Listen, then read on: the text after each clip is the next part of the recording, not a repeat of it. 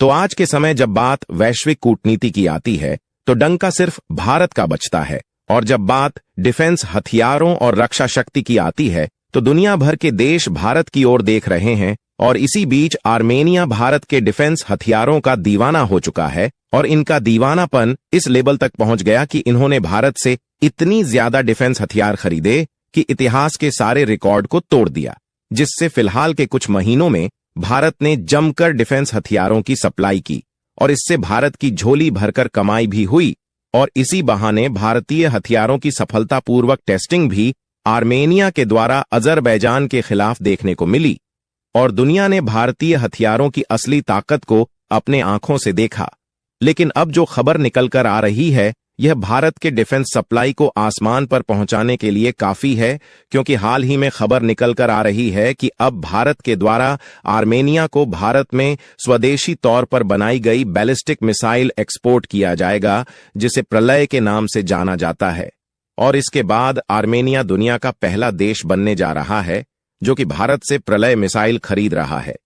पूरी डेवलपमेंट क्या है इस वीडियो में समझते हैं, लेकिन आगे बढ़ने से पहले अगर ये वीडियो आपको अच्छी लगी हो तो अभी ऑफिशियल न्यूज चैनल को लाइक और सब्सक्राइब करें। शुरू हुआ कि भारत के बैलिस्टिक मिसाइल की भी डिमांड तेजी के साथ बढ़ना शुरू हो गई।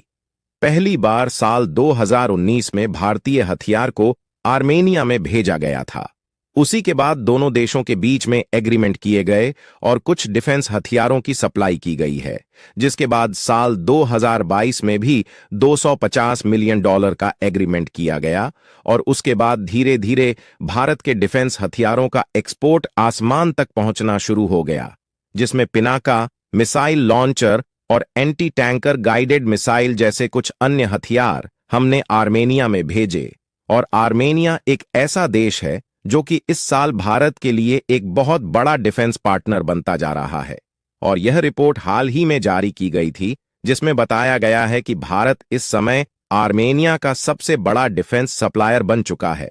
और जब से आर्मेनिया ने भारत से डिफेंस हथियारों को खरीदना शुरू किया है, उनके लिए यह इतना ज्यादा कामगार साबित हो रहा है कि आर्मेनिया भारत के अलावा किसी दूसरे देश की ओर डिफेंस हथियारों के लिए देखना भी नहीं चाहता। और इसके दो सबसे बड़े कारण हैं, और वह यह है कि पहली बात तो भारत के डिफेंस हथियार क्वालिटी के मामले में कभी भी पीछे नहीं हटते, और साथ ही इन्हें ऐसी टेक्नोलॉजी द्वारा बनाया जाता है कि अगर इन्हें लंबे समय तक बिना इस्तेमाल किए भी रखा जाए तो भी इनमें खराबी नहीं आती, और अगर दसियों साल तक इन्हें इस्तेमाल में न लाया जाए तब भी उनकी परफॉर्मेंस में कोई भी कमी देखने को नहीं मिलती। और इसका जो दूसरा सबसे बड़ा कारण है वह है इसकी कीमत।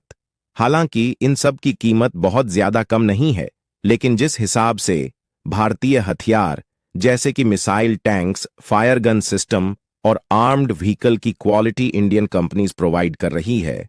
उस हिसाब से देखा जाए तो यह अन्य सभी देशों के लिए काफी सस्ता है। हालांकि बाकी के देशों के लिए तो दूर की बात हो गई, लेकिन आर्मेनिया जिस तरीके से भारतीय हथियार को खरीद रहा है, इस पर दुनिया के बड़े बड़े देशों की नजर टिकी हुई है। आर्मेनिया का क्षेत्रीय तनाव अजरबैजान के साथ दिन पर दिन बढ़ रहा है, इसलिए आर्मेनिया चाह रहा था कि भारत उन्हें नॉर्मल मिसाइल की बजाय बैलिस्टिक मिसाइल भेजे। लेकिन ऐसी मिसाइल को दूसरे देश में एक्सपोर्ट करने के लिए सिक्योरिटी का भी ध्यान देना पड़ता है, और यह बात भी तय की जाती है कि किसी गलत देश के हाथ ऐसी मिसाइल न लगे जो कि आगे चलकर इसका गलत इस्तेमाल गलत तरीके से करें।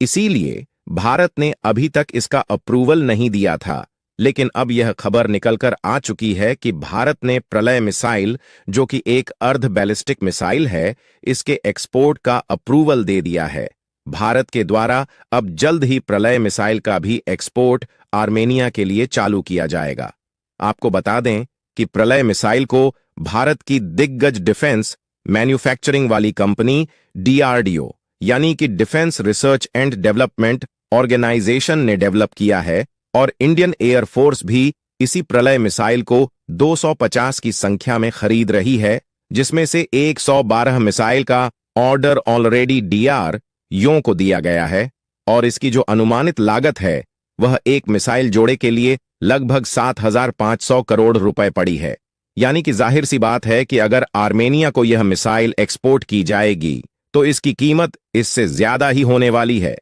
हालांकि कीमत का खुलासा नहीं किया गया है, लेकिन अनुमान के मुताबिक इसकी कीमत 7,500 करोड़ रुपए से कम तो बिल्कुल भी नहीं रहने वाली।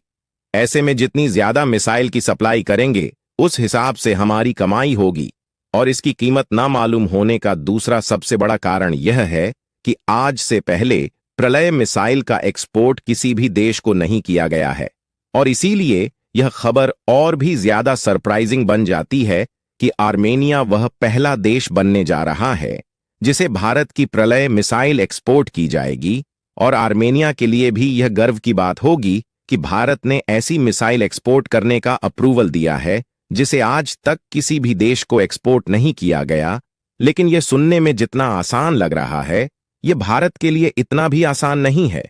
क्योंकि इन सब में भारत को रोकने के लिए दो तरीके के देश खड़े हुए हैं।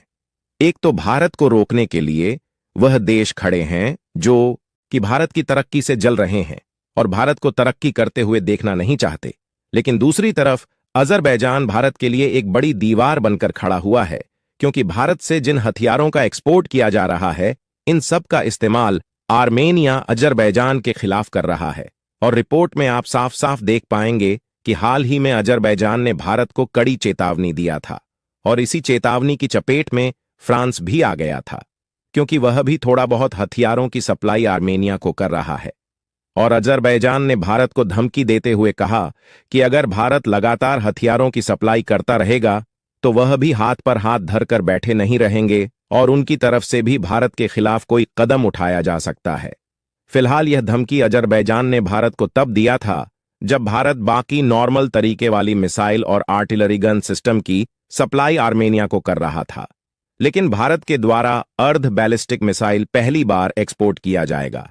तो इसमें भी भारत को काफी सारी चुनौतियां मिलने वाली हैं। लेकिन चाहे कुछ भी हो, भारत ने इन सब की चुनौतियों का सामना करते हुए काफी दिक्कतों के बावजूद भी कूटनीति का इस्तेमाल करते हुए जिस तरीके से डिफेंस आर्म्स की सप्लाई किया है, इससे जो देश अभी तक भारत को गिरी नजरों से देख रहे थे उनके देखने का नजरिया पूरी तरह से बदल गया। हालांकि इस बार भी चुनौतियां भारत को मिलेगी, तो अजरबैजान, तुर्की और अन्य देशों की चुनौतियों का सामना कूटनीतिक तरीके से करना होगा, और इन देशों के साथ भी अपने रिलेशन खत्म नहीं कर सकते, क्योंकि अजरबैजान के साथ भले ही हमारा बहुत कम व्यापार होता है, लेकिन यह भारत के लिए कहीं ना कहीं इंपॉर्टेंट है।